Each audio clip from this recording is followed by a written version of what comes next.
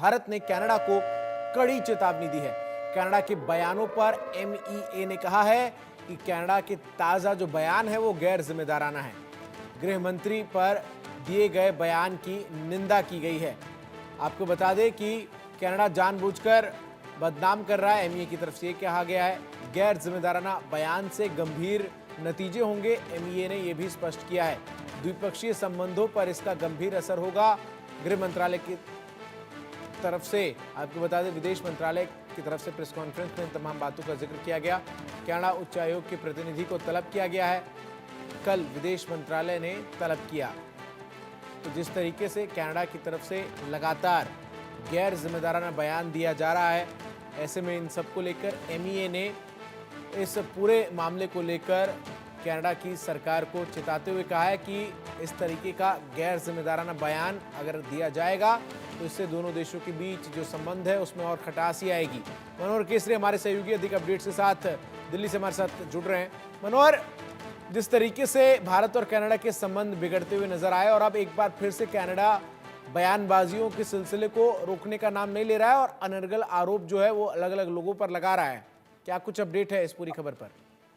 देखिए, सबसे बड़ी खबर ये है कि अब भारत के विदेश मंत्रालय ने इस मामले में संज्ञान लिया है और संज्ञान लेते हुए जो भारत में डिप्लोमेट्स हैं कनाडा के, उनको तलब किया गया है और उनको एक नोट हैंडओवर किया गया है। और सूत्रों के मुताबिक उस नोट में ये बताया गया है कि इस तरह की जो बयानबाजी की गई है वहाँ के डिप्टी फॉरेन मिनिस्टर की ओर से, वो बिल्कुल जो है सो बर्दाश्त करने लायक नहीं है और ये गलत बयानबाजी की गई है। अगर इस तरह की बयानबाजी अगर की जाएगी तो भारत और कनाडा के बीच जो संपर्क है, जो द्विपक्षीय संबंध है, उस पर असर पड़ेगा और खटास बढ़ता ही चला जाएगा। क्योंकि जो बयानबाजी उन्होंने केंद्रीय गृह मंत्री को लेकर के दी थी, इसे लेकर के नाराजगी जाहिर की गई है।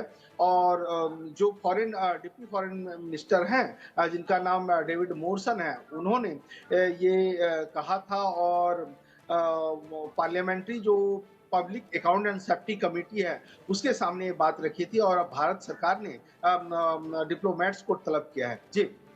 जिस तरीके से कनाडा के प्रधानमंत्री जस्टिन ट्रूडो की बयानबाजियां नजर आई थी और उसके बाद दोनों देशों के डिप्लोमेटिक रिलेशंस जो है वो बुरी तरीके से हैम्पर हुए, राजनयिकों को बुलाया गया, दोनों देशों की तरफ से एक कदम उठाए गए। लेकिन अब जो गैर जिम्मेदाराना बयान गृह मंत्री को लेकर है और गृह मंत्रालय को लेकर है कि उसकी मौजूदगी कनाडा के अंदर अशांति फैलाने में रही है, ये अपने आप में दर्शाता है कि कनाडा की वर्तमान सरकार जो है वो इतने गंभीर और संजीदा विषय पर इस तरीके के बेतुके बयान बिना किसी आधार, बिना किसी तथ्य से देती है। हाँ, देखिए, बिल्कुल भारत ने इस मामले में सख्त रुख अपनाया है और सख्त रुख अपनाते हुए चेतावनी भी दे दी है कनाडा को। क्योंकि अब आप देखिए, ये जो मामला लगातार बढ़ता ही जा रहा था। हालांकि बीच में हमने देखा कि किस तरह से अमेरिका का सपोर्ट कनाडा को मिला और अमेरिका भी कनाडा की मन की बात करता हुआ नजर आ रहा था। लेकिन भारत ने दो टूक में जवाब दिया है कि अब ये बर्दाश्त नहीं होगा, क्योंकि अगर आप गलत बयानबाजी करेंगे तो इसका सीधा असर देखने को मिलेगा। और दूसरी बात ये आप देखिए कि अगर हम इसकी शुरुआत देखें, जिस प्रकार से निर्झर की हत्या की बात हो, अ, पन्नू को लेकर के जिस तरह से सपोर्ट करते हुए वो लोग नजर आए, जी जी 20 में जिस तरह से ट्रूडो ने भारत के खिलाफ बयानबाजी की थी, तो सारा सीक्वेंस एक एक करके बढ़ता चला गया।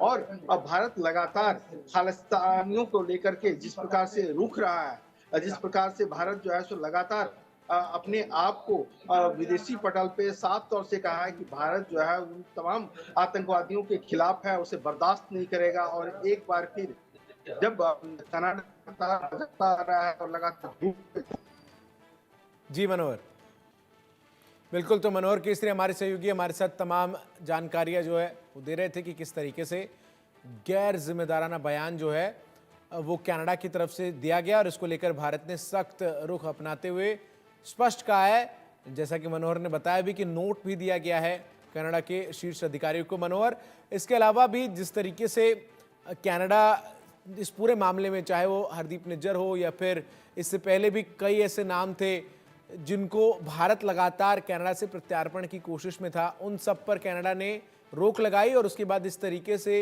बेबुनियाद बेवजह के आरोप कनाडा ने जो लगाए हैं और खुद वहां के प्रधानमंत्री ने इन बातों को कबूला कि हमने जब भारत पर इन आरोपों को लगाया तो हमारे पास कोई साक्ष्य सबूत नहीं थे।